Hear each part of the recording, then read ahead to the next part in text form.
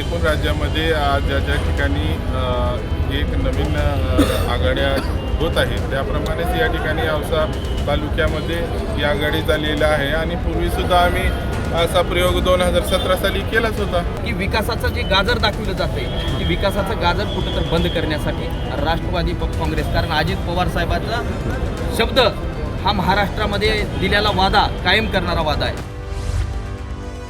लातूर जिल्हा परिषद आणि पंचायत समितीच्या निवडणुकीचे उमेदवारी अर्ज दाखल करण्याची प्रक्रिया सध्या सुरू आहे. आज औसा तालुक्यामध्ये जिल्हा परिषद लोदगा जिल्हा परिषद गटातून शिवसेनेचे जिल्हाध्यक्ष संतोष सोमवंशी यांची मंडळींनी उमेदवारी अर्ज दाखल केलेले आहेत आणि त्यांच्यासोबत राष्ट्रवादी काँग्रेस अजित पवार गटाचे जिल्हाध्यक्ष पण यांच्यासोबत आहेत. काय सांगाल, आज उमेदवारी तुम्ही अर्ज दाखल केलेले आहे, शिवसेनेसोबत तुम्ही युती वगैरे काय केलेली आहे का? आमची प्राथमिक चर्चा झालेली आहे आणि ज्या ज्या ठिकाणी आम्ही राष्ट्रवादी काँग्रेस पक्ष अजित पवार गट या ठिकाणी आम्ही उमेदवारी अर्ज आता उद्याची शेवटची तारीख आहे भरत आहोत.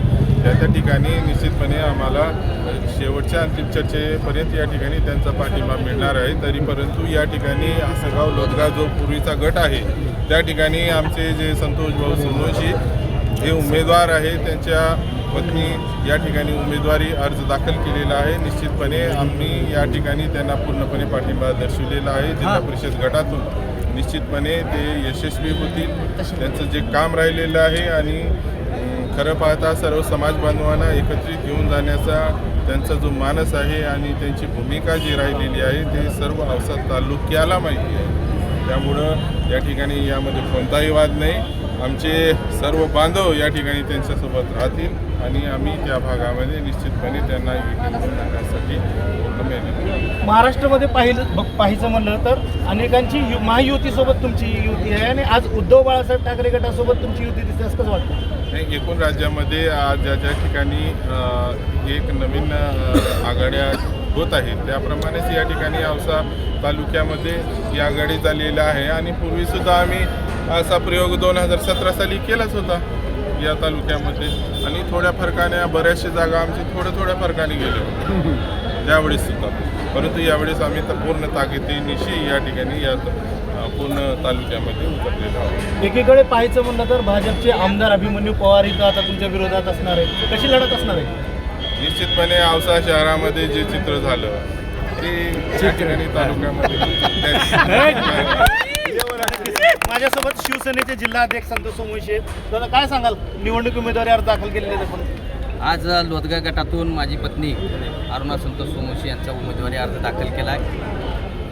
ही उमेदवारी अर्ज दाखल करताना ही उमेदवारी सर्वसामान्य जनतेची उमेदवारी. समोरून जे उमेदवार आहेत ते राजकारणासाठी नसून ते फक्त कुठं तर लोकांना भूलतापा घालायचा आणि ह्याच्यासाठी उमेदवार आहे. आमची उमेदवारी ही 20 वर्षापासून कष्टानं काम केलेल्या सर्वसामान्य जनतेसाठी आणि जनतेचा विकास करण्यासाठी, जनतेचं काम करण्यासाठी उमेदवारी अर्ज दाखल केली.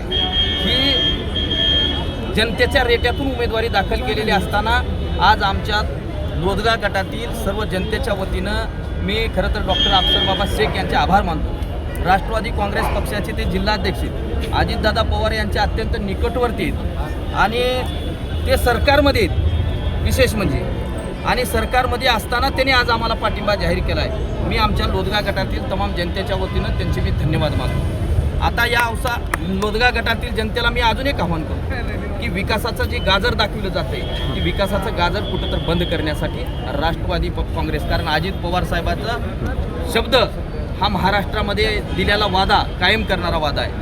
मी लोदगा गटातील जनतेला सांगतो की आता आपल्यासोबत राष्ट्रवादीसोबत असल्यामुळं सरकार आपल्यासोबत नाही ही म्हणायची भाषा आता बंद करायचं. आम्ही दोघं राष्ट्रवादी काँग्रेस आणि शिवसेना एका जीवानं लोदगा गटावर विजय झाल्याशिवाय राहणार नाही. महायुती असेल, महाविकास आघाडी असेल, हे दोन्ही घटक त्यातील एक घटक आता तुम्ही दोघं एक जागे आलेले. भाजपला फायद्याचा काय विषय आहे? आमचाच फायदा होणार ना, आमचा फायदा होणार, भाजपचा काय फायदा होणार? भाजपचं आता सध्या तुम्ही तर म्हणते राष्ट्रवादी सोबत आहे, भाजप शिवसेना सोबत आहे, संतोष मुक्ता उभारले होते तर त्यांची मंडळीला तिथं तिकीट देतात. ह्यामध्ये चॅलेंजिंग असणार आहे का तुम्हाला सांगतो, तुम्ही म्हणलात की संतोष मुक्ता 4 नंबर प्रभागात. मला हीच लोकांना जनतेला सांगायचं, जो माणूस नगरपालिका क्षेत्रात राहतो तो आता तिकडं आलाय म्हणजे त्यांचं कार्यक्षेत्र ती नाही, आता त्यांचं कार्यक्षेत्र खरं तर औसा आहे.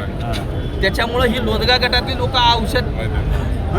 औषध राहणाऱ्याला मतदान करतील का तिथं ग्रामीण भागात राहणाऱ्याला मतदान करतील? कोणत्या मुद्द्यावर निवडणुका होतील? मी निवडणुका जनतेच्या सेवेचा मुद्दा घेऊन निवडणूक लढणार आहे. मी जनतेला सांगणार आहे, लोदगा गटाची जर जिल्हा परिषद सदस्य मी झालं तर मी एक कार्यालय काढणार आहे की आमचं गोंधरी मोड म्हणून आहे, सगळ्या जनतेला माहिती आहे. त्या कार्यालयातून औषधाच्या तहसीलला किंवा पंचायत समितीला किंवा जिल्हा परिषदला खेटा मारायची गरज राहणार नाही. माझ्या भागातल्या लोकांनी माझ्या कार्यालयात यावं, तिथंच कागदपत्र दाखल करावं. एक सेतू केंद्र असल्यासारखं तिथूनच सर्व सुविधा उपलब्ध होतील. कुणाला तहसीलला खेटे मारायची गरज पडणार नाही, पंचायत समितीला नाही किंवा जिल्हा परिषदला नाही. त्यानंतर मी मोफत ॲम्ब्युलन्सची सुविधा त्या भागात करणार आहे आणि आमच्या 16 गावातल्या लोकांसाठी जनबी ॲम्ब्युलन्सची गरज पडेल तर ॲम्ब्युलन्सची सुविधा करणार आहोत. घरकुलच्या, विहिरीच्या, गोट्याच्या कामामध्ये 15-15, 20-20 आणि 30-30 हजार रुपये लोकांकडून घेतले जाते. एवढा मोठा भ्रष्टाचार या कामाचा होतोय. जर मी जिल्हा परिषद सदस्य झालं, 100 रुपये न घेता सगळ्याचे बिलं काढून द्यायचं काम मी करणार आहोत. ग्रामीण भागाच्या जनतेनं कष्टानं मिळालेला पैसा कुणाच्या हातात घालू देणार नाही, कारण भ्रष्टाचार थांबवणार. राष्ट्रवादी शिवसेना एकी झालेले आहेत का? हो, आता आम्ही रॅलीमध्ये दोघं मिळून आलो की त्याच्यामुळे एकी झाली. काय विषय त्याला विचार. माझ्यासोबत जिल्हाध्यक्ष हे प्रभाग क्रमांक 4 मधून उभारले होते. तुमच्याच एखाद्या उमेदवाराने त्यांचा प्रभाव केला 4 मताने, काय सांगाल? बघा, हे सर्वांना सांगतो मी, हेच जे उमेदवार आता तुम्हाला समोर आहेत त्यांचा दारुण प्रभाव माझ्या एका सामान्य कार्यकर्त्याने केलाय, औषधाच्या गोविंद जाधवने. आणि ते औसा शहराचे रहिवासी होते, बरं आहे का. 2022-23ला मी स्वतः हरकत घेतली, इथं बोगस नावं लावली गेली, तुमच्या गटातले अनेक नावं लावली गेली. आता हेच लोक काय केले, त्यांच्या कुटुंबासहित ते तिकडं रहिवासी झालेत. म्हणजे हे कसं आहे, संधी साधू लोक इथे, आपण त्यांना ओळखा आणि अशा लोकांना अजिबात थारा द्यायचा नाही. आधीच त्यांना औषधाच्या जनतेनं नाकारलंय, सबसेल नाकारलंय, पैशाचा पाऊस करून सुद्धा नाकारलंय. अतिशय म्हणजे तुम्हाला सगळ्यांना माहीत आहे कशी लढाई झाली आमची, तरी सुद्धा लोकांना जनतेनं पुन्हा त्यांचे म्हणजे तोंड ओळख असताना सुद्धा, त्यांचं सगळं संपर्क असताना सुद्धा लोकांनी त्यांना नाकारलं. आता तुम्ही कसा स्वीकार करणार नाही हे मला या ठिकाणी पूर्ण विश्वास आहे. अजिबात अशा लोकांना थारा देऊ नका. असे लोक कुठं जिथं संधी मिळेल तिथं या ठिकाणी जाण्याचं काम करतात आणि अशा लोकांना या ठिकाणी निश्चितपणे हसेगाव लोदगाची जनता या ठिकाणी आपली जागा दाखवेल याचा मला विश्वास आहे. नक्कीच लोदगा हसेगाव ग्रामपंचायतचं जर पाहायचं म्हणलं तर जिल्हा परिषद गटातून संतोष सोमवंशी यांच्या मंडळींना उमेदवारी दिलेली आहे आणि यांच्यासोबत राष्ट्रवादी अजित पवार गट आणि त्याचबरोबर शिवसेना उद्धव बाळासाहेब ठाकरे गटाची युती इथं झालेली आहे. आणि नेमकं काय कौल देतील हे पाहणं तेवढंच महत्त्वाचं राहील. Asif Patel, times now Marathi, Latur.